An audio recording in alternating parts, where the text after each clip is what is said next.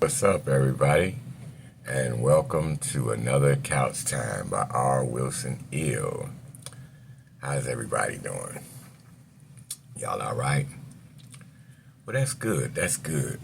In our last segment, we left off with me talking about 1980 and how crack cocaine just infiltrated the lives of people and just shifted the whole dynamic of morality and character in the United States.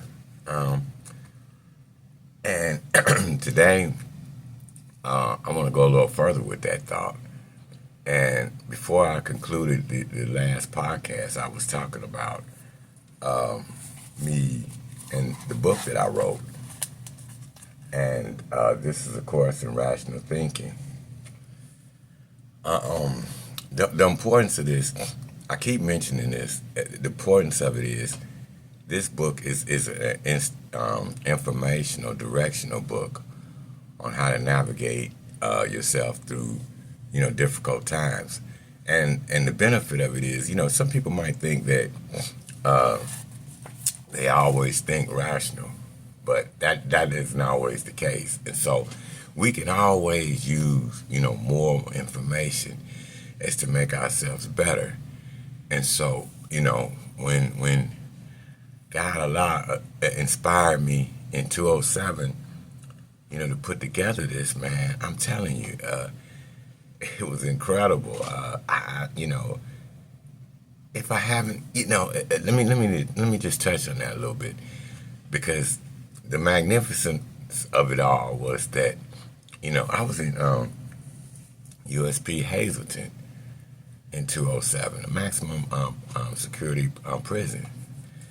And I mean, this was like 3 in the morning, and I'm in my cell, and all of a sudden, all these equations and numbers and symbols and signs just started popping through my head. And, I used to always keep a pencil and pad, a pen by my bed, because I was heavy in education and writing down my thoughts. And like I said, I always kept a pad and pencil by my bed. And I just started jotting down everything that was coming through my head. And that morning when I got up and looked at it, I said, man, what in the world? But the thing is, that was the very formula for the instructions on this book in 2007. It was incredible, man. Me and a partner of mine, his name was Bernard Hawkins Hill, out of Gary, Indiana, and a heck of a brother, a heck of a brother.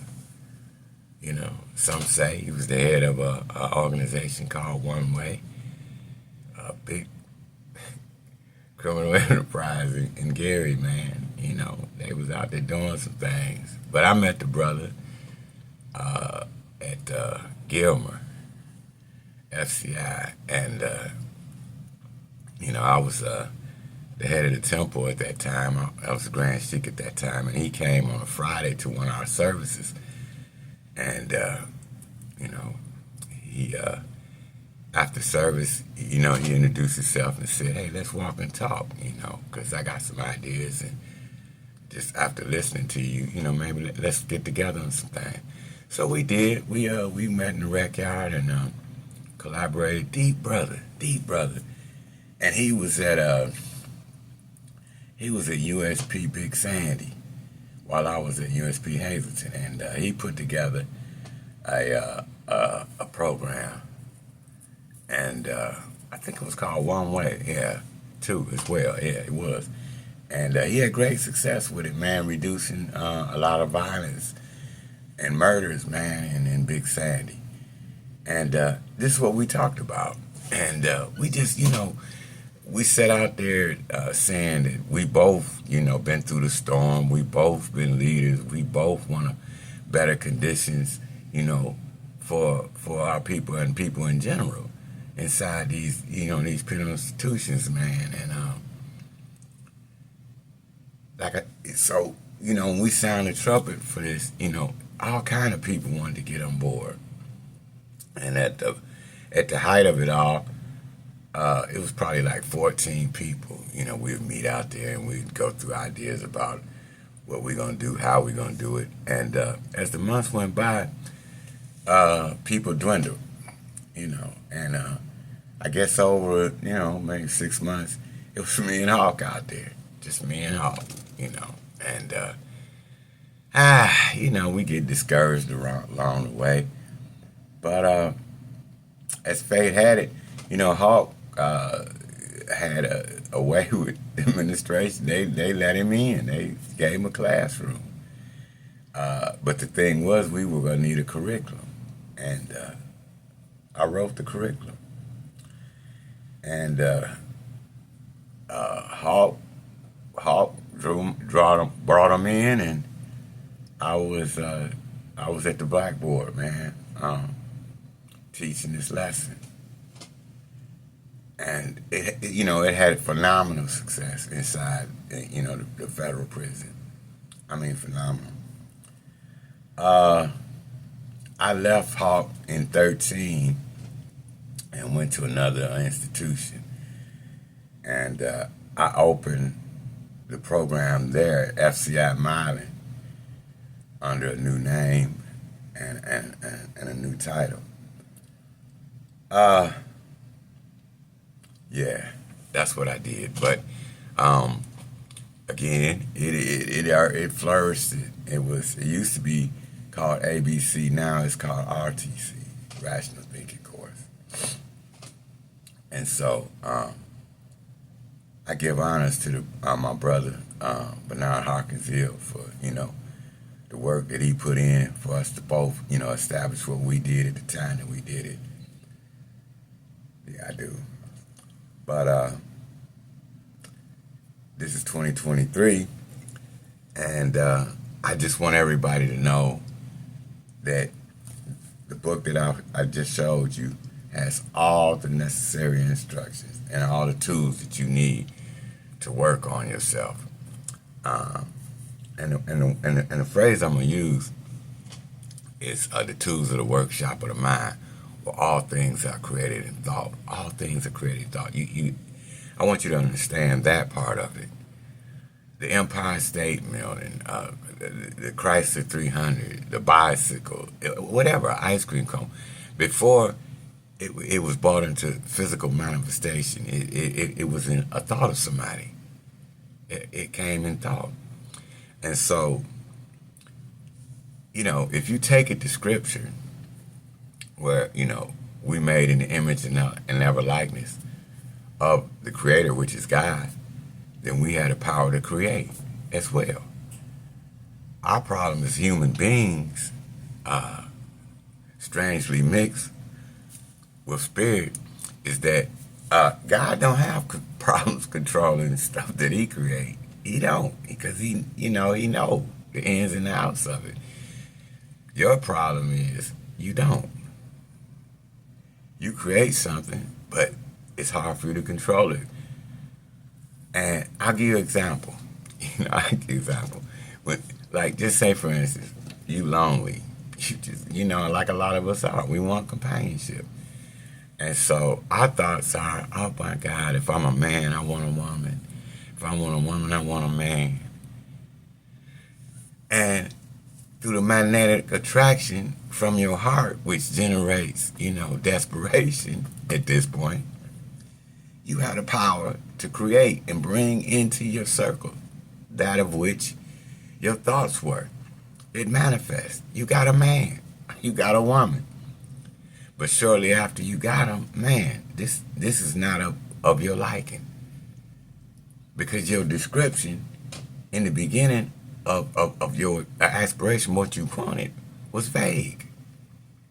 What type of man, what are their principles? You got to know the ingredients that makes people who they are. And so with the power to create, there's a process that goes with that. And it's called thinking, understanding, reason, and willing. It comes with a thought, and it goes to understanding that thought, and then it goes to reason, which is the purpose of why you having that thought. And with those three things, the next step is to will that thought into reality. And if you carry through that four-step process, you can't make a mistake. You can't make a mistake. And that's what we're going to talk about today in this book, man. We're going to show you, I'm going to show you how to use these tools for the workshop of the mind where all things are created in thought, how to control your thoughts. Thus, if you control your thoughts, you control your behavior. So let's get to it. Let's get to it, man.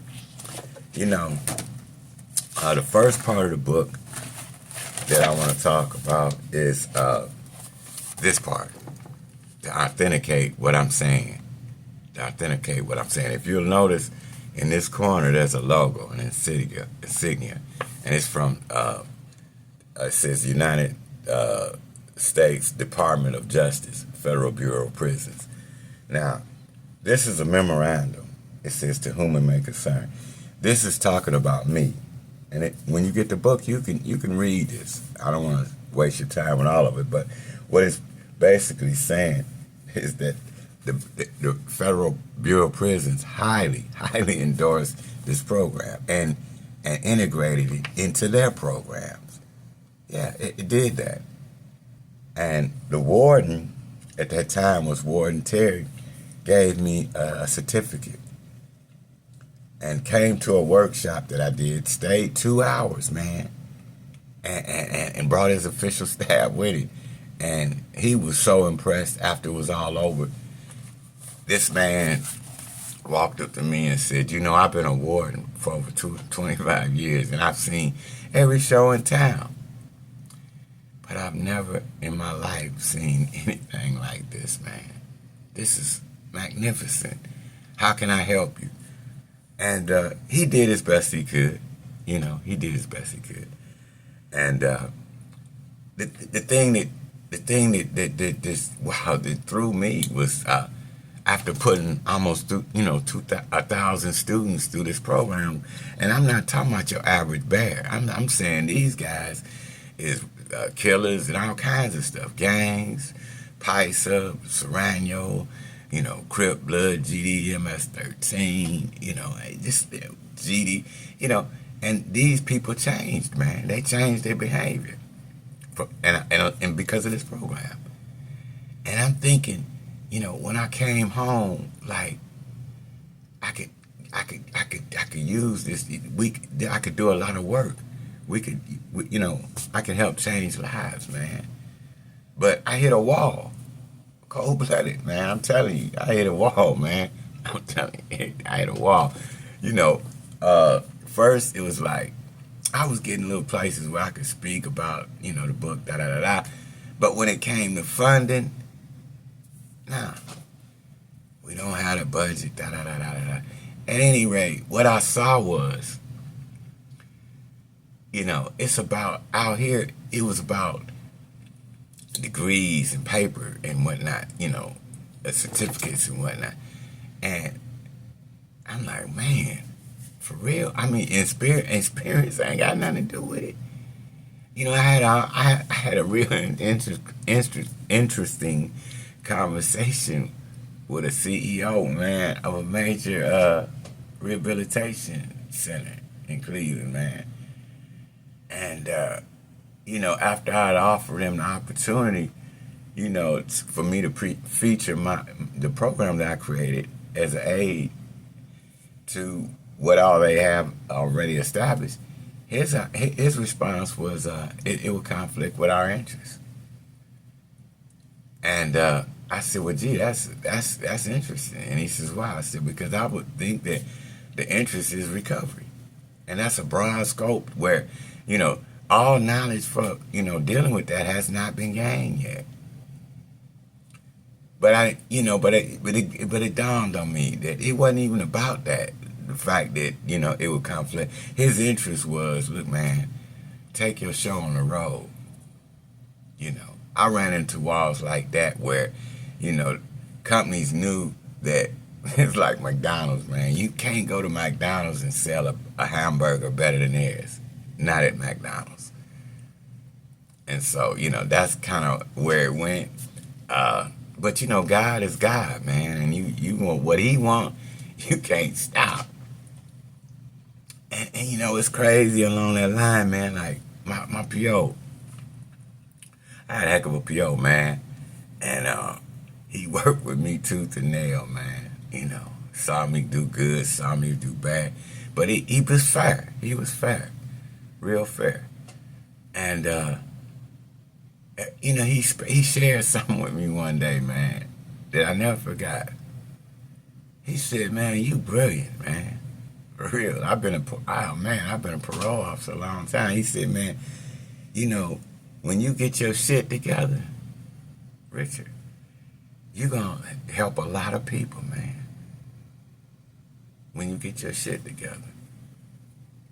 That stuck with me, man. I mean, stuck with me. And so, as the world turned, and I'm thinking, just how can I get this message in the hands of people that really want to hear this, man? You dig what I'm saying? Forget about accreditation. Forget about that. God gonna find a way for you to get His word out to the masses of people that really need to hear basic instructions on how to overcome their greatest foe, which is themselves. Their own thoughts, man. So yeah, that's kind of how it all evolved, man. So yeah, the BOP heavily endorsed it, man. And like I said, I got it copy wrote. And this was kind of snazzy. It's kind of snazzy where it says, "My name is Knowledge. Please open up and let me in. Let wisdom be your guide and understanding your best friend. Keep ignorance from your doorstep and keep your thoughts on high. Then when the storms of life appear, let patience pass them by." Yeah, man. And this picture that I drafted, where it says at the bottom, a picture speaks for itself. Now, this is a picture of a funeral of a young guy. Here's his girlfriend in front of the casket, and two friends hugging each other, consoling each other, and there's his father. And basically, what's going on? This is a young dude that was out there getting money, like a lot of y'all out there getting money, and you got caught up. And today, it's about you got killed, cause that's what happened. When you're out there, lifestyles have, sometimes that's where it end up. And in our mind, like what keep us out there is we feeling like, in terms of purpose, we providing for our family. You dig what I'm saying? And that's, yeah.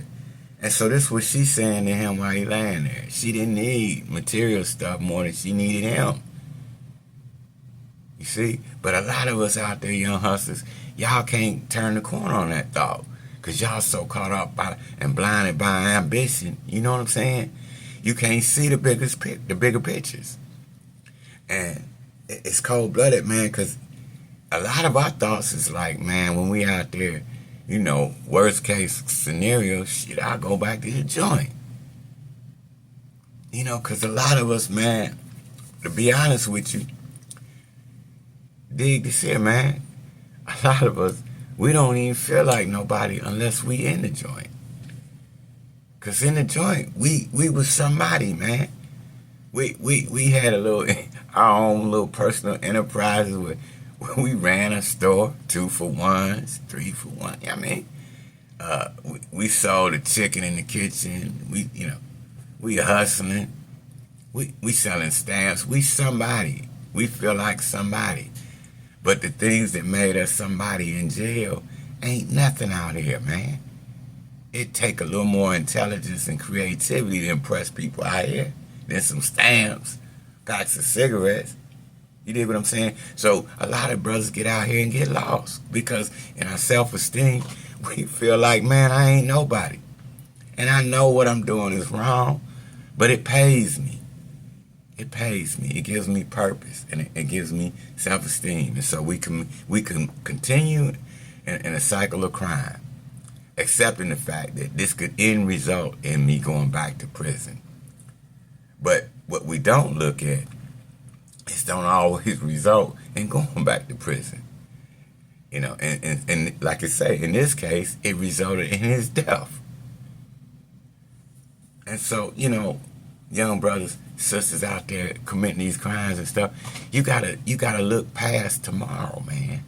I mean, today. You gotta look into tomorrow. You gotta look past today. And so, as we go further into the book, you can see it say who's driving your car. Who's driving your car? And see that's a metaphor for, picture yourself. God gave you a car. Not just a car. I mean, something nice. You hear me? A Benz. Now, would you get the keys to anybody? I mean, seriously, in your right mind, would you picture this? Would you coming out of a spot, you don't feel like driving, so you just see somebody and they like laying in an alley, visibly high as gas, drunk, or Scooter Brown or whatever. Would you, at that point, voluntarily hand them the keys to your 2023, Mercedes or Lexus and tell them, here you go, and then you get in the back seat? Would you do that? Well, here's the thing. When you under the influence of alcohol, drugs, and things of that nature, that's exactly what you're doing. That's exactly what you're doing. And when you get in the back seat, right, especially when dealing with, let's talk about crack cocaine for a minute. Okay, for those of us, because it was my experience when I was using, initially, I worked. And I would spend up my check every 2 weeks, And so, man, don't you know I would have, the night before I got paid, I would be, oh my God, mentally, I was just screwed up, man. Because I had all these reservations and shit. But, I know the outcome of what's going to be, man. It happened 2 weeks ago. But here I am. It happens again. And again. And again. And, you go into the rehab, you go to these AA meetings, NA meetings, And I had stints with sobriety and all that. I have. But I didn't have the peace that I have today. And I like to think that a lot of that came from all the things that I learned from NA, AA, CA, other forms of education, but yet nothing resonated in my head like this book, man, and these informations on how to use stuff, man, how to use this information.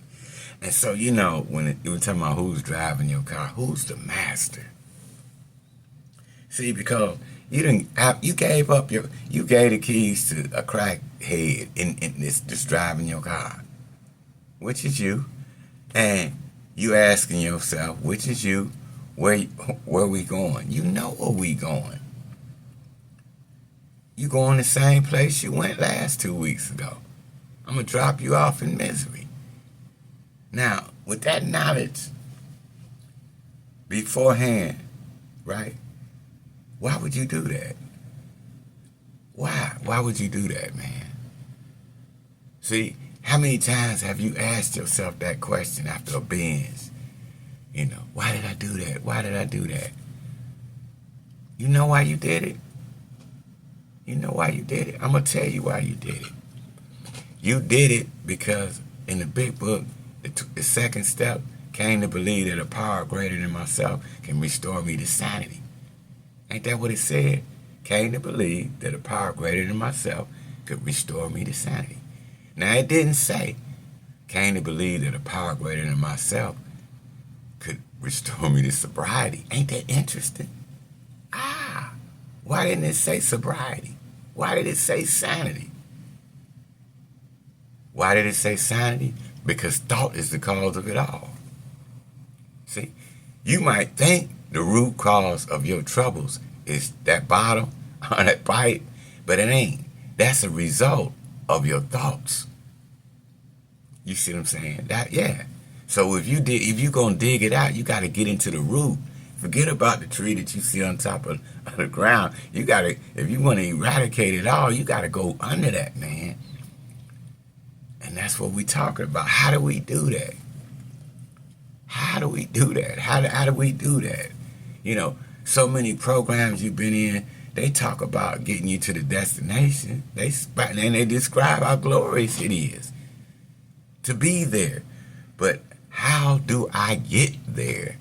Step by step by step. Well, here we go. This is my bio. I'm going to skip that. Like I talk about how I came home, and it was crazy. Because I came home. This was one day. In 201, man. I was in the halfway house. And, man, I went up to the Stratus funeral home, man. And this was during the time where they were in the process of building a new funeral home. A new Stratus funeral home. And I always wanted to work here, man. And for some reason, I always wanted to work at Stratus, man. But, I done been to jail and all that. You can't go to Cincinnati School of Mortuary Science. But I always wanted, so I went in, me and my man, David Hill, we were in the halfway house. We went, put in an application, and they took my application. And it was another dude I want to mention, man. His name was Willie Davis, man. He worked there before me, at the older spot. And I used to go up there and chat with him, man. And he was cool, man. And he was like, man, I'm going to see, can I get you hired up here? So he got me a little short interview, man, with Tony Strata, because he was the owner of Strata's Funeral Home at that time. And, man, listen, when I went up there, and I get it, he was busy, man. And I keep coming up here, man, telling him I want to work. So he I had his ears short for a minute, man. And I shot him a proposal. Long story short, I got hired. There, yeah. And during the course of, like the first 2 years, man, I learned a whole lot, man. I mean, a whole lot. Really, I did. And I was working with his older brother, Teddy Strata, and that was real interesting, man. Because, man, Teddy, my man, Teddy showed me a lot, man. And I give honor to that brother because he was patient, he was very knowledgeable. Really, he was. And easy to learn from, And, though, on some real shit, might be people that feel a little different about that, but that was my experience. And so I was glad that, God allowed me to be up under the tutelage of somebody who, showed me some of the ropes in a world, man, that was seriously foreign to me. And so I learned. And I went, man, like I say, parachuting in and out. I got violated in 203, went back. And I had to do 6 months. And do you know when I came home, man, they rehired me, man. Yeah. And, I stayed there until, 205. And then you know what happened after that. May the 14th of 205, man, I was arrested at that point for 5 counts of bank robbery. Yeah, but in the book, man, I'm looking at some acknowledgments, man. Because you got to acknowledge people in life, man. And and I dedicated special dedication, man, to my mom, Dorothy Mae Wilson. And I dedicate this book to my mother, Dorothy Mae Wilson, because through it all, she was my mom, man, and loved me as best she could. She really did. As a matter of fact, she waited on me. Those 14 years, man, that I was gone, and she said she's not gonna die till I come home, and she didn't. She lasted 10 months. When I came home, yeah. But what's crazy? What's crazy is I can remember vividly, man, the day that all happened. I was supposed to work at the funeral home that day, and I had messed up the night before, and in my sick thoughts, I'm gonna go hit this bank, man, get this bread, straighten it all out. Well, I did, but I shot by my niece's house, and though I don't recall at that time specifically mentioning that what I had done, as it all unfolded, she was definitely the one instrumental in notifying the police that I did that. And at 7 o'clock that evening, which was that Saturday night, I had stopped by my mom's crib, and my phone rang, and when I answered it, it was like they said we needed to speak to Richard Wilson. I said, well, it's him. Who is this? They said it's Cleveland SWAT. I said, oh, we need to talk with you. I said, oh, okay, well, where you guys need me to meet you at? They said, oh, we right outside. So I pulled the curtain back, man. They out there deep, man. I'm talking about deep. I looked to the side of the house. They on the side of that, both sides, and in the backyard. They got the street corner off, Oh, man. So I'm like, I don't believe this, man. I don't believe this.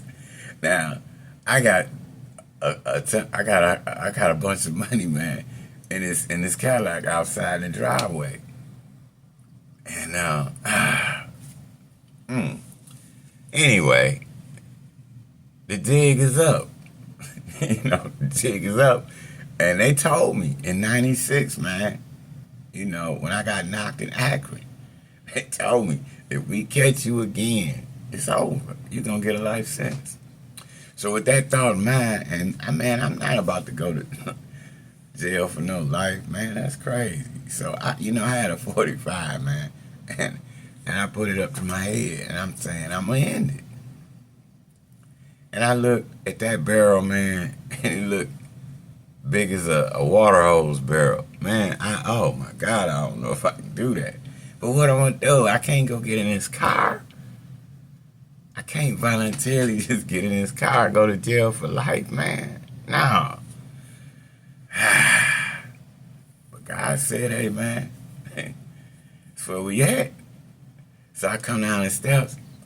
I see my mom and my dad hugging each other. And I look past my mom and dad to the screen door, which was open, because it was in May. And I could look through it, and man, outside, you could see the police cars and everybody behind them.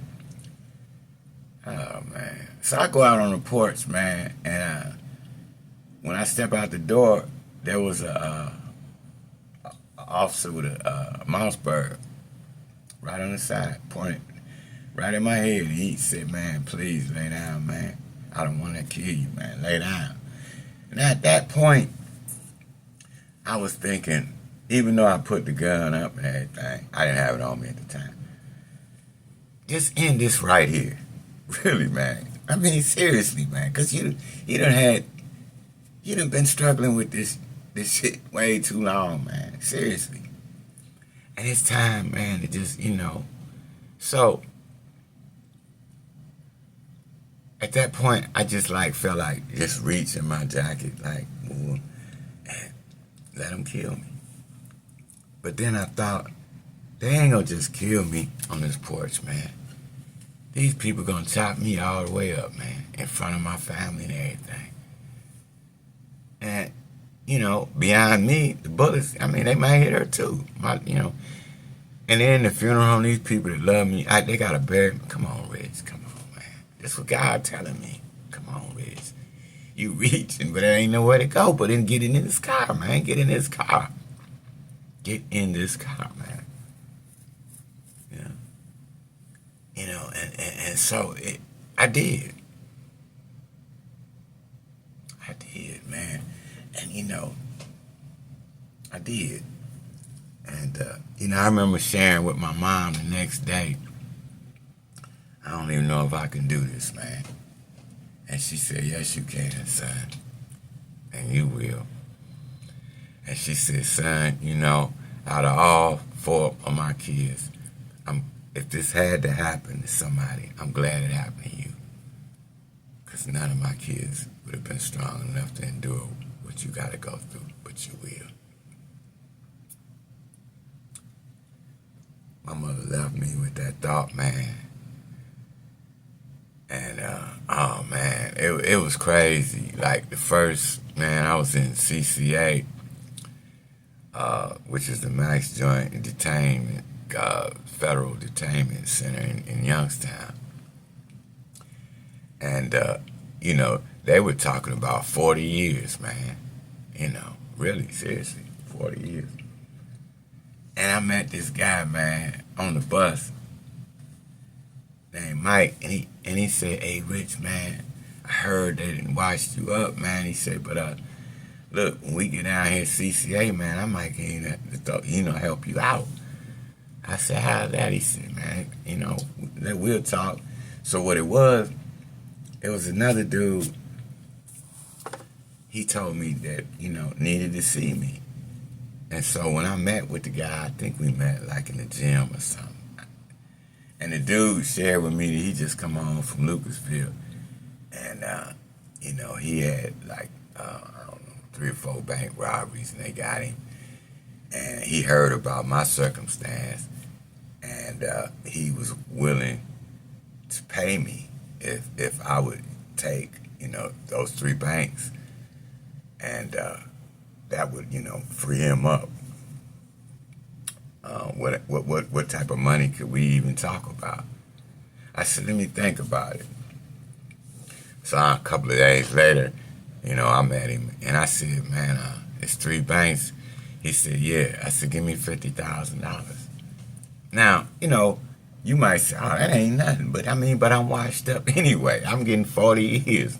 Sam, I ain't coming back. So if I can get 50 stacks to the good where I can shoot my people something and put something on my book, that's about the best it's going to be right now.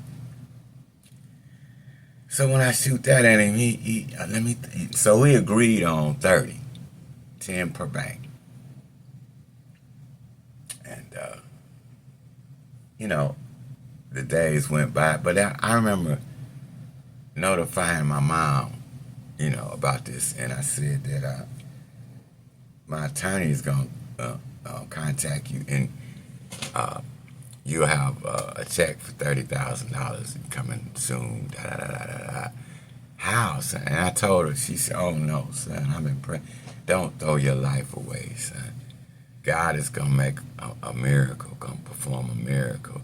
Don't throw your life away, son. Please don't do it." My mother told me that, and I didn't have a clue about how God gonna work. I'm done, man. Anyway, it's about a week or something, man, maybe a little better, and I see the dude, and I'm like, what's the deal, man? I got everything set up. So his spiel was, well, I'm the governance of this this white girl's estate. She on life support, but oh man, you had me thinking you got this money. This ain't, man, get on down the road with that shit, man. Get on away from me with that shit. You know what I mean? Get on away from me. Quit talking to me. So, man, my lawyer called me on a special visit about a week later. And he mad as shit. He like, man, what's up, man? I mean, I thought you told me about all the bank robberies and we were working out the details and trying to get you a lesser sentence and da. I said, man, you already know what the fuck it is, man. It's 5 bank. He said, no, man, it's 8. You got 3 more. I said, no, I ain't no motherfucking 8, man. I said, man, where you get 8? He said, look, man, your name down at the prosecutor's office right now, ringing bells, okay? Okay, dude named Shepard down here, you understand? They say, you know what I mean, that's you. You did that. And I said, what the fuck? This mother. Yeah, so when I left him, man, I can't wait to see dude, man. Ooh, I can't wait to see him. In the worst way, you hear me? But God was good. God was good. God, separated. I never saw him again. But I heard that he got 35 years. For as he should, for going down that line and telling the prosecutor some shit like that just so he could get the, man. Yeah. Yeah, man. But my mom was absolutely right, man. I'm telling you. And it was so crazy, man. 'Cause like I said, that day at her house, when all that unfolded like it did, it's so much to go with that. Telling ain't even funny, man. It's so much to go with that. I want to say, in 2024, 2020, excuse me. No, I'm sorry. 2004. This was a year before, I got locked up. I'm closet getting high and shit, man, And I work, like I say, I'm at this funeral home. I can't let myself physically just go, so I'm struggling, man, trying to hold it together. And in my mind, I think nobody know I'm getting high, but they do. They do, man. You know what I mean?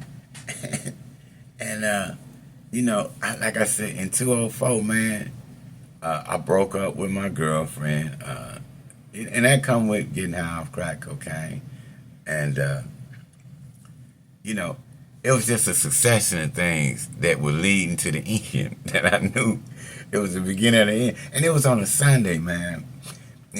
I used to go to church with my play auntie, Miss Williams, on the street, Amore, where I grew up at. And she go, to church. I ain't gonna put the church on blast, but I was there. And you ever heard that song, a Christian song that said, if I could just touch the rim of his garment, I could be made whole again. My mind was so, this drug just had me so messed up, man. Till I wanted to do right, but I just couldn't do right. And I just felt like if I could just go to church, man, and I could just touch the rim of his garment, So when they called for altar call, I went up to the altar and knelt down, and I started praying. And I started praying, and I started praying, and I started praying, and I started crying profusely. I just lost it at that altar. And, there probably had to be, it's a nice sized church, so there's probably about 10 people this side, 10 people this side. And, the people behind me, and I'm gone. So here comes the associate pastor, the deacons, everybody there over me, Lord, going through it, Lord helping me, bop.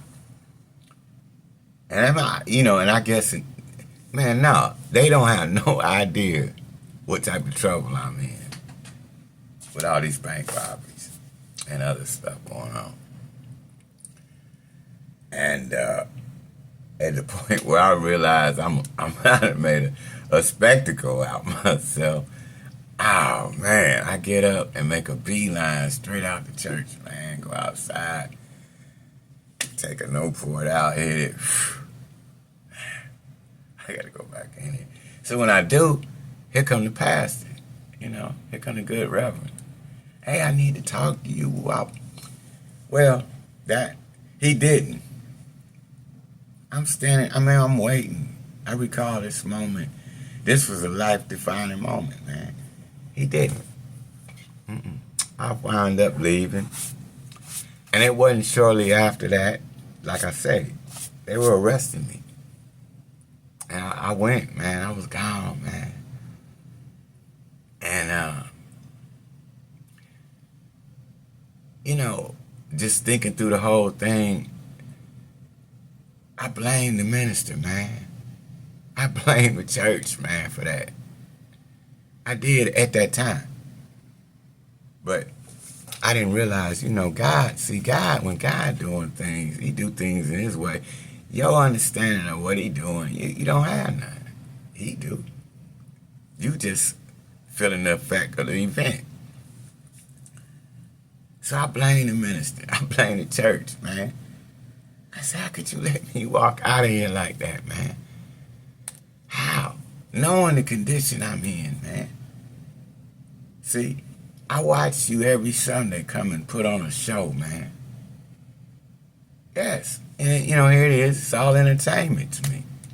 But when you need to be the physician, when you need to be that person of God to heal, the sick, man, then you just like those who, accused Jesus of being a fraud. They did. They were, at that time, they were selling blessings and stuff out the temple. Hey, just bring me a bird. Bring me some cows or sheep, and I'm gonna make you see. And all this, man, it was a farce. To the person that showed up that could actually do that. And he didn't tarry and play with it. No, he said, hey, you know what? If y'all say y'all God, do this. Lazarus, come forth. 3 days he in there, decomposing. So he did. And here he emerged. See, that's the real McCoy. See, if you really a man of God, then heal the sick, raise the dead. There I was. You let me walk right out of there, man. And you know what I told myself in my spiritual evolution? I forgave you, and I forgave me for that. See, it wasn't no coincidence that happened like that. Was supposed to happen like that. Yeah, to teach me something. See, because I learned from that. You see, and I learned from that, and as I became, man. I might have shared with you this time before, I don't know. But in '92, I was at a spot in Colorado where, a minister told me, first he kept trying to get me in the prayer circle. I didn't want to be over there, man. But he finally did. But anyway, he said, man, I'm going to lead a lot of people to Christ. And it's '92, and I'm like, man, dude, you don't know. You need to look back in your crystal ball, because it's got to be broke. You see what I'm saying? But yet, here we are. Let's fast forward back to that moment, man, where I say this minister dropped the ball. But he didn't. See? And what them people told me in '92 was absolutely correct. What my PO told me was absolutely correct. When you get your shit together, you are. And I have. Starting with myself. I had to be the message I bring. You dig what I'm saying? I remember I was in ARC, man, and Adult Rehabilitation Center. And I was showing a counselor the book that I wrote, and he had it for about a month. And he was fascinated with it. When he brought it, I'm thinking, he just sitting on it. But no, he read it. He actually read it. And he said, man, you wrote this for real, man. I said, man, I'm telling you, all of it. And I told him how it came about. And he said, yeah, man, this is one of the most brilliant things I've seen. Man, I'm telling you. He said, man, but I'm going to say this to you. When God inspired you with this knowledge, it wasn't so much for the world than it is for you. That blew me away. That blew me away. That changed my whole life. Wow. He gave that to me because he knew I need it. See, in order to teach it, you got to be it. For real, though, how do you know that this worked unless you tried it? See, because this type of knowledge extends beyond a certificate, a diploma hanging on the wall. You see, because I can give you any type of diploma. I can give you one. I could create a test and everything for you to pass it. And if you score high on it, you'll get this certificate. You surely will. Let's just take it to this lesson. The certificate says School of Lion Tamers. You know, School of Lion Tamers. You are now, officially of this day, a lion tamer. You know, you got the gold seal and everything.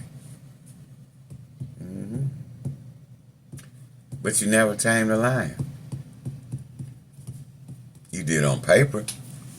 You did on a test. But you never tamed a lion. So now when you come to the arena and they say, hey, boy, am I glad you're here. And you show them your certificate. Oh, well, that authenticates it.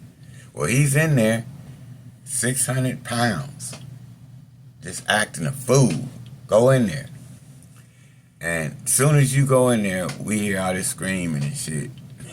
And when we open the door, we see your diploma in shreds, and so do you.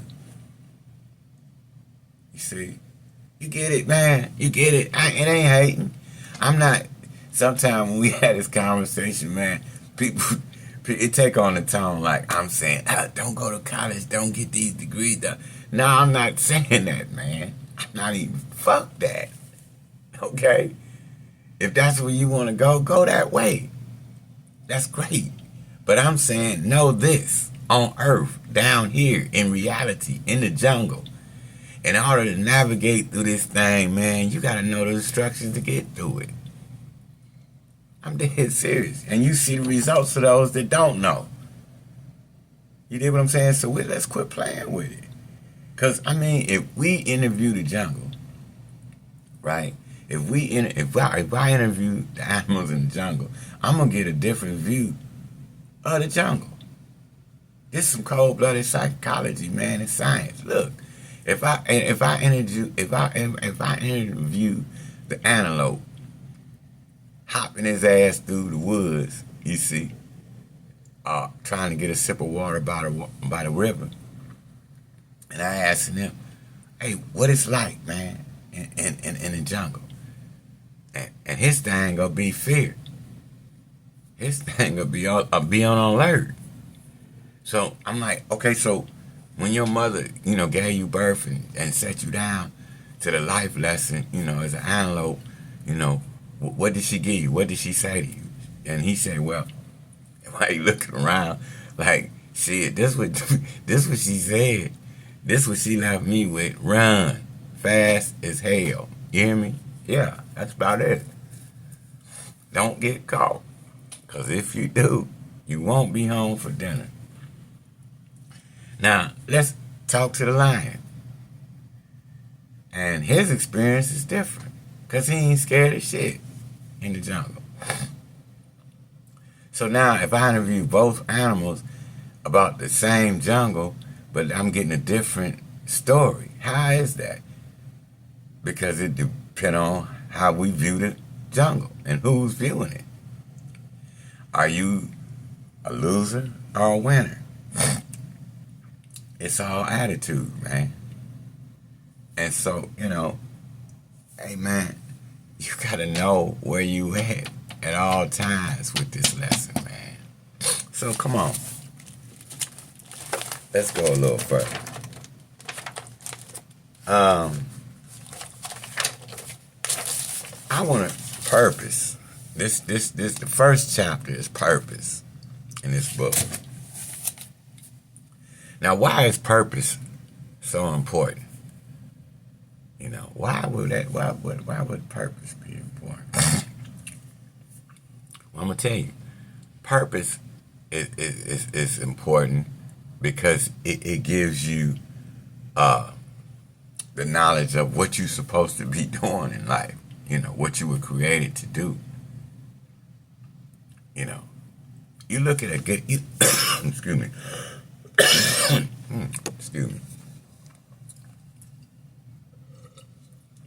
You look at a guy, a phenomenal guy, super athlete, super. LeBron James. Let's talk about LeBron. Here's a probably in my book, probably the best NBA basketball player I've ever seen in my life. Phenomenal, and not just a basketball player on the field, but a man outside the basketball court. This dude, I mean, is a good example of a man. But I would bet, and I venture to say, even though this brother came from meager beginnings, you dig what I'm saying? I'm sure the lights came on at a real early age that said to him, "This is the direction you need to go in, and these are the skills that you equip with." And from that, there were people that came in that man's life that shaped him to be a better him. Here you go. But yet, like I say, the purpose of it all is he's just doing what God created him to do. You dig what I'm saying? I'm not saying it's easy, but I'm saying when you align yourself with the purpose of God, then there you go. And in the lesson on purpose, you know, it talked about, like a house, building a house. You know what I mean? And you got to put the house in an area that's protected. So in order to have growth and movement and purpose, you got to put yourself that same way. You see? And in a lot of cases, like let's just say, for instance, myself, coming up as a young child in the 60s and early 70s, growing up on 105 between Superior and St. Clair, it's chaotic at times down there, man. You dig what I'm saying? And your flame get smothered out real early about, what you're gonna be doing. And so you gotta be not mindful of that. Well, what influences you? What makes you? What conditions in you? What conditions you to think like you think? Because again, like we say, all things are created in thought. And most of life, mystery for me, and maybe you, has been an identity crisis. Where the question is, who am I? And what am I supposed to be doing? So let's get to it. The next lesson is what's called the fishbowl. And, what I came up with in this lesson is that, you're going to find that certain species of fish, like jacks, sharks, and others, it's a strange physical phenomenon that occurs with those creatures because you put them in a small bowl, and they small, and they'll stay small. But you put them in a bigger bowl, and they'll get bigger, and they'll get bigger due to the size of the bowl. Now, again, like I said, that's a physiological phenomenon, but it occurs in humans as well, but not physically, not in a physical sense. We talking more in a mental sense, because you only as big as your surrounding environment has shaped you to understand the lessons of what makes you who you are thereof. What I mean is, there's a circle within a circle, within a circle. Now, at the root of it all, here you are, cla- trapped in a vacuum of a perimeter. Like a lot of people I grew up with, man, they never been out of Cleveland. And if they have, they like, well, I've been to Cedar Point. You know, man, it's a whole world outside of the circle of your neighborhood. But we don't step outside of that. Now, here's some cold-blooded psychology, man. For y'all out here, for the hustlers out here, look, it's some cold-blooded psychology. Have you ever dated a square girl, like, through some strange twist of fate, because you are outlaw, you out here committing crimes. So your chance of running to her is slim. I mean, where? But you did.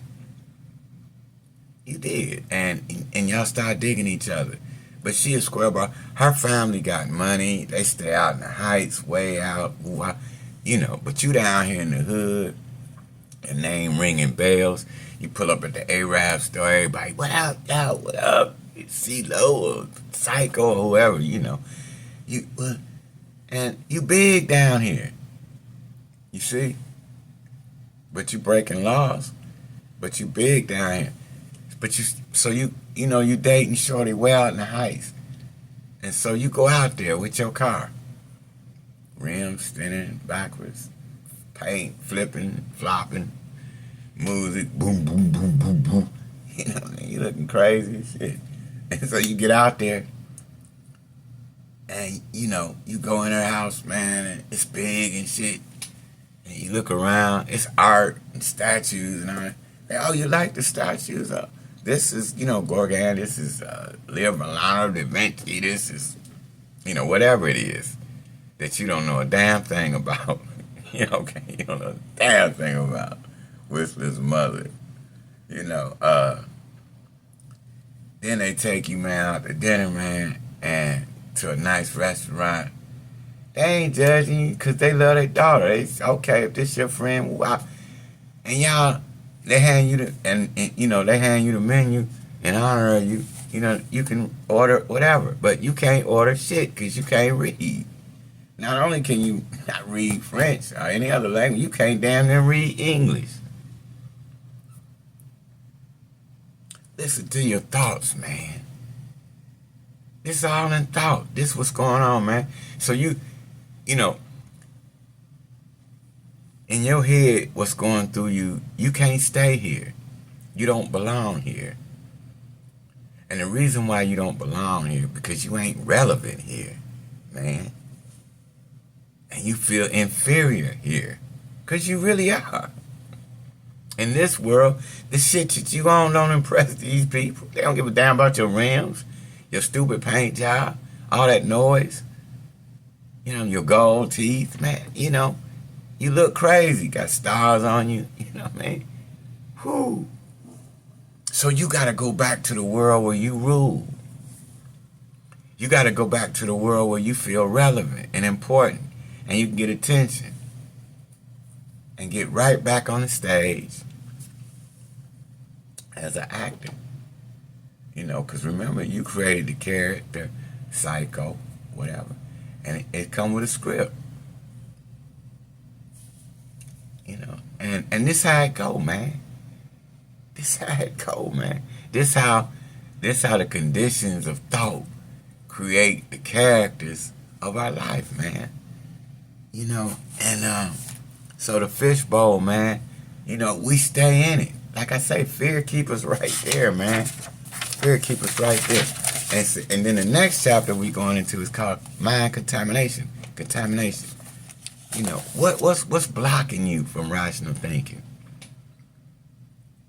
See, because in the book, it's going to be talking about, all through this book, the definition of rational thinking according to RTC program is to seek the best results with the least amount of negative consequences. You got it?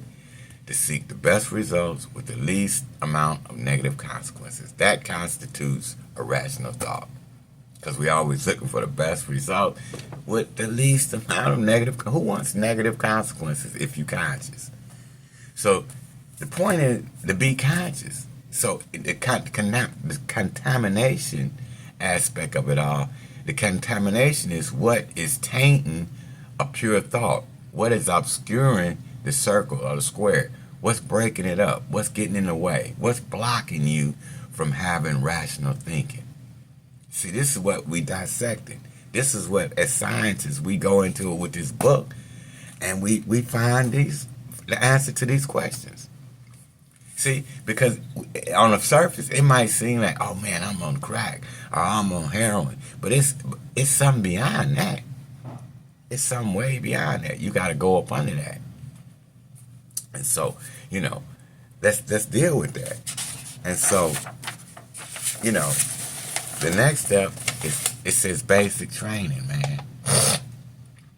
Now, for any of y'all that been to any military service, you in the Marines, the Navy, the Air Force, National Guard, you understand that there's a basic training process, generally from 8 to 11 weeks, where you got an instructor called a DI, drill instructor, and their job is to teach you the necessary survival and tactical skills that not just to guarantee your life gonna be spared, because nobody can guarantee you that, but if you learn from this individual who by this time has attained a level of skill in this area where he can give you valuable information, man. And this is what this lesson is about. See, basic instructions. But see, a lot of us, we get so consumed with our passions and our desires, well, we get distracted. And we get distracted during a time where we need to be paying attention because we on our way to war. You see, it's going to be some people that's real interested in killing us, man, as soon as we get off that boat, or out that helicopter, or out that plane. And so while the 8 weeks, the 11 weeks is going by, are you attentively paying attention to your DI? Or are you, writing letters and pleasuring yourself and, it's all the kind of, playing spades and, all kind of stuff while it's going on. And then one day, they come for you. And they tell you it's time to go. And they're going to drop you off somewhere. And I guarantee you, you're not going to make it to the credits roll. I guarantee you. Yeah. And so here we go. Let's go to this part. Man, addicts and vampires. Why did I put that together? Because, addicts and vampires are parallel. Because they operate out the same principles for the most part. Think about it. Vampires are creatures of the night, and so are crackheads. Okay? Vampires thirst for blood. Crackheads thirst for crack. Vampires have family. That they love. They really do. They live, yeah. And so do crackheads.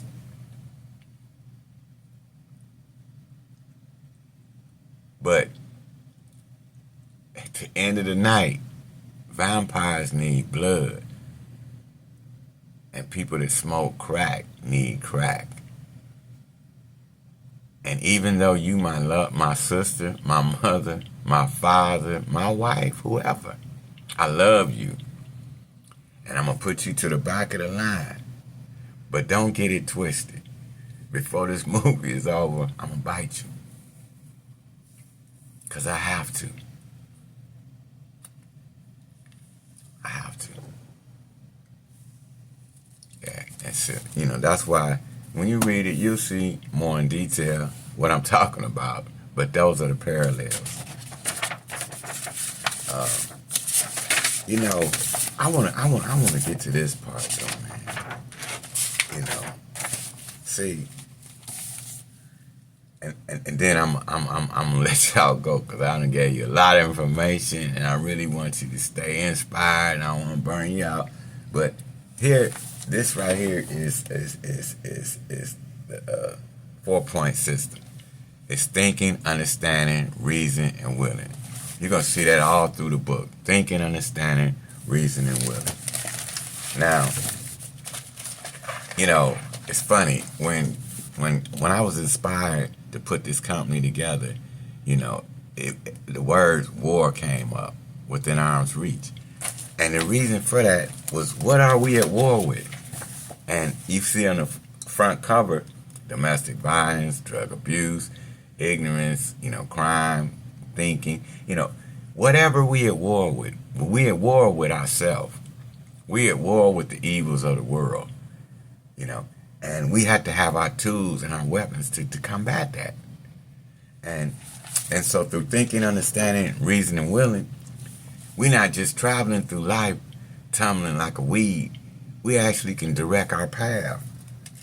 And that's why it's so important. And the formula, it says T times U 4 squared plus R equals W.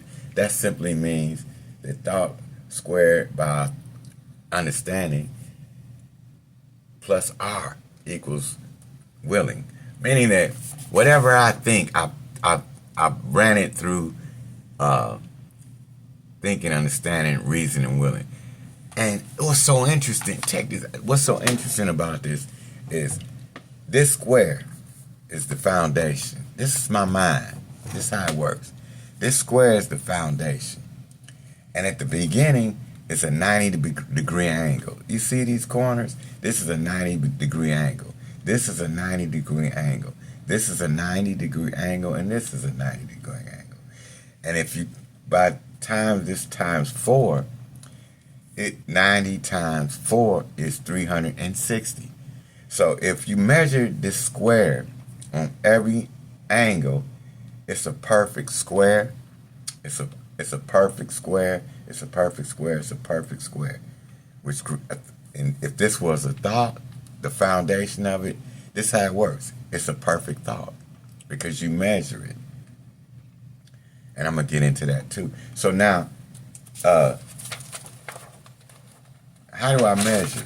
I measure first and foremost my square with a square. Each corner, look, it's 90-degree angle. So if I'm measuring my thought with mental square that I'm using to check my thoughts, then they're gonna be accurate because each corner of my thought, thinking, understanding, reasoning, willing, is gonna be laid on a solid foundation. And the foundation is my first thought, my rational thought. Now, there's a thing that has a direct effect on my thoughts, and it's called emotions. And I got to be able to contain my emotions. So I use this mental tool called the compass. So together, the compass and the square are mental tools for the workshop of the mind where all things were created in thought, so that you can measure. And if you measure, you can regulate. And if you regulate, you can control. The compass points to the north, always. So whenever you lost, the compass points to the north. Why is that? Because it's some psychology, it's some science to go to that, but magnetic pulls and all that. I don't want to get into that, but the compass, this will lead you when you lost. The compass represents light. Light represents the truth. And so, when you put, let's just say I'm dealing with anger. If I take beads of anger, and throw them on the floor, and now I gotta count them. Just say if it's 200, 300 beads, how can I contain them? I can't. They're all scattered about. But with the compass, it's where you put your circle around them, and you contain them, and you put the light on them, and you can see them. So now let's examine anger. If anger is your root issue of your control, which is the contamination that's stopping you from thinking rational, let's contain it. Let's measure it. Let's measure it. Let's measure it and control it. And you'll look at emotions range, let's just say from a point of 1 to 10. Let's go anger. Do people get angry? Of course they do. Of course they do. But let's just look at this chart. Uncontrolled, out of order. Now let's just say anger, uncontrolled, turns into rage. Sadness, uncontrolled, turns into depression. Confidence, uncontrolled, turns into arrogance. Desire, uncontrolled, turns into obsession. Dislike, uncontrolled, turns into hatred. Upset, uncontrolled, turns into hysterical. And lust, uncontrolled, can turn into rape. Now, in using this book, and this is how I use it. This is how I use it, man. See, these are tools in the workshop of a mind where all things were created in thought. You see, so, the square is going to control my character. Because, see, my character is what you see. My behavior. And this is what, you heard people say, I'm off my square. Well, that's it. You do your 4 corners. You off of them. Because your square is offset. That means your thinking is offset. And you ain't controlling your emotions because your compass you ain't containing nothing. You gone. But see, while all this is going on, everybody's issue is different. Some people's is different. Like I say, your issue, what might be blocking you is anger. Your issue might be lust. Your issue might be, arrogance. So whatever it is that's setting you off from being able to keep your thoughts rational, that's what you're diagnosing with this book and this material. And like I said, everybody feels this stuff. Everybody is confident. Everybody desire. But everybody don't go overboard and change it into something that's self-defeating. So how do I do that? What are the signs and symbols? Let's go to anger. Let's deal with that. If I know I get angry, what are the visible signs that indicate to me that I'm getting angry? I'm getting frustrated. Well, me, I clench my teeth. I clench my fists. I might bite my lip. These are indicators. So while I'm visibly aware of this, I know, hey, something's going on. So I can diffuse this emotion if I understand it. I can. So let's get on. Now, look, this called the camera check. Heck of a message, man. Heck of a lesson here. See? Because think about a camera. A camera just take a picture. That's all it do. And you examine a picture and you inject your own thoughts as to what you see. Because everybody don't see all the same thing. And it's something as simple as this. You see 2 people in a picture. So how do you know this picture is a winner and this picture is a loser? How do you know that? You don't. You don't. So a camera just takes a picture. So the technician has to, examine what's in the picture. And this is why it's called a rational self-analysis. RSA. And all that is to take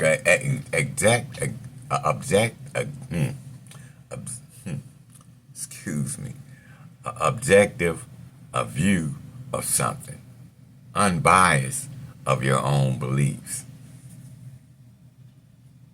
I give you for instance, it was time I be in the joint, man, I'm walking, and I might see a dude, and in my mind, he mean mugging me.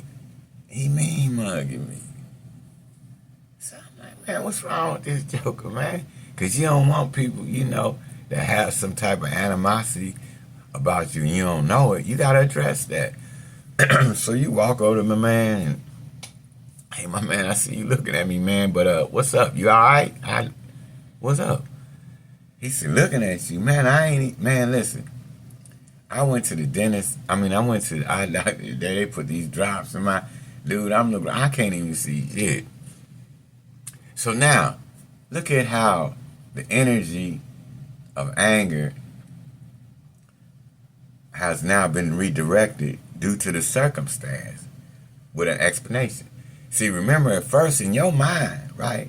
In your mind, you said, this dude, your language that you was fueling this thought with is this dude, you know, he's disrespecting you, this dude, mean mugging you, this dude, you know, trying to see all the, all the negative and toxic thoughts that's going to make you react in a negative way when you wrong. You be dead wrong. Because this dude wasn't mean mugging you. He can't even see. So see how when you had an explanation, it lessens the impact of a situation. If you had the facts. Not being subjective, but objective. Camera shake. This is a feelings and emotions chart. You know, and the point is that is, you know, we gotta learn how it's so many emotions, man. It's so many emotions, man. And so, you know, I want to go into this, the circle of association, because I see a lot of people get hung up with this one, man. I'm telling you, falling out with people and all that. See. Because people really are in different categories in your life, for real. Whether you understand it or not. Like, you got, here's your heart. Here's your heart. This is your most valuable asset. You got to guard this. You just can't give it out like Halloween candy. You can't. But we do, and we give it out to people that do what? Break it. And I thought in my life, you know, like, dang, why I keep getting hurt like I do? I feel like a sucker. And so, you know, feeling like a sucker, my self-esteem dropped. But I keep feeling like helping people and sharing with people and caring about people. My God, am I like this? Because this is how I made you. But now, along with those feelings that you have, I'm going to give you wisdom. Okay, and with wisdom, the issue now is not so much to give of your heart or for fear of giving, but to know when to give and when to not give and how much to give. That's what wisdom do. Because I want you to be yourself. You are compassionate. You are giving. So don't try not to be yourself. Just be a better self. Boom. And so with that knowledge, right, I created the circle of association, right? Now think about this. Think about it. There's 4 circles. And at the nucleus of this circle, right, is the highest form of energy, which is love. Unconditional. I mean, you don't care what these people do. I love them. And this is usually a family. Not always, you know, that ain't always necessarily the case, but generally it is. Let's just say your mom, man. Mom is in that circle, man. Right? Ain't nothing that ain't gonna stop you from loving mom. Okay. So let's go to the next level, outside of mom, right? Which is personal. Now, this circle consists of your friends that you have affection for. Because you grew up with them, did things with them. You like these people. Some of them you love them. Not the same type of love you got from mom, but it's love. The second circle outside of that is casual. Now these are your casual acquaintances. You know, these probably like your co-workers and stuff like that. You come to work with every day, you know, and you have a certain amount of affection for them, but they're your co-workers. You know, you don't carry them with the same amount of energy you carry your friends with. And certainly, like the amount of energy you got your mother with in the first circle. So then you get to the last circle, which is the outer circle, which is your business associations. Now, this is somebody as simple as the clerk at the grocery store. This is somebody you do business with, man. You know? So then you told the clerk, man, they run out of certain type of cookies. Look, the next time, can you put these up for me? Because, they be running out. And they go, yeah, I got you. We cool, I got you. So under your level of understanding, though this is a business transaction, you put it up under friends. See? And the energy that goes with that. See, your heart pumping for friends. So when you come to the store and they tell you, man, I don't have it because I sold it. Now you're dealing with disappointment because in your mind, you wouldn't do this to a friend. But in truth, this is not your friend. This is a business transaction that you have emitted the energy in your heart as though this is a friendly transaction. And it's ain't. And this happens all the time. And so with this circle of association and the science of it thereof, you learn how to separate and emit the right amount of energy into your heart so it don't get broke. You're not confused. You're not confused at all. When somebody do something and so what? That's a business relationship. Or so that's a casual relationship. Friends a little different, because you hurt. You see, but you got to know how to regulate what's inside this circle, man. And so, I've been with y'all. It's a lot of information. I know it is. But just stay with me, man, and keep using, the tools for the workshop of the mind, man. You can get this www.rationalthinkingcourse.com. I'm telling you, man, this is something. If you just stay with this, your life will change. So this is R. Wilson L. And this is Couch Time, Rational Thinking. And we're going to get together again. So until then, peace be unto you all.